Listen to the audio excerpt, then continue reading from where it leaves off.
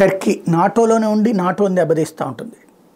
రష్యాకు పక్కన స్నేహం, అమెరికాకు పక్కన స్నేహం. దాన్ని స్నేహం చేయడంలో తప్పు లేదు, కానీ ఇద్దరిని వెన్నుపోట్లు పొడుస్తూనే ఉంటుంది. తాజాగా a politician from NATO nation Turkey has proposed a military alliance with Russia, Iran, Iraq and Syria to fight the Kurdish militants.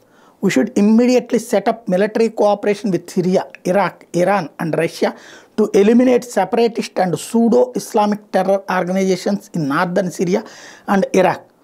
Dogu Perinçek, who leads political party Vatan Partisi, said the proposal comes after KPP militants killed 9 Turkish soldiers. తాజాగా ఏదైతే కుర్దులకి మద్దతుగా ఉండేటువంటి తీవ్రవాద సంస్థ టర్కీకి సంబంధించినటువంటి 9 మంది సైన్యాన్ని చంపినటువంటి నేపథ్యంలో ఆగ్రహించినటువంటి టర్కీకి సంబంధించినటువంటి రాజకీయ నాయకుడు పరిత్సు చెప్పేటువంటిది ఏంటంటే, మనం అర్జెంటుగా సిరియా, ఇరాక్, ఇరాన్, రష్యాలతో కలిసి ఒక ఫోర్స్ ఏర్పాటు చేసుకుని కుర్దుల అంతు చూడాలి అని.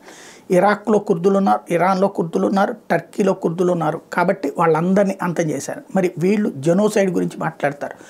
ఐక్యరాజ్య సమితిలోకి వెళ్ళి జెనోసైడ్ చేస్తుంది ఇజ్రాయెల్ అని చెప్తారు. అసలు జెనోసైడ్ చేస్తుంది ఎవరు? ఒక కుర్దు జాతిని అంతం చేయాలనుకుంటున్నది టర్కీ.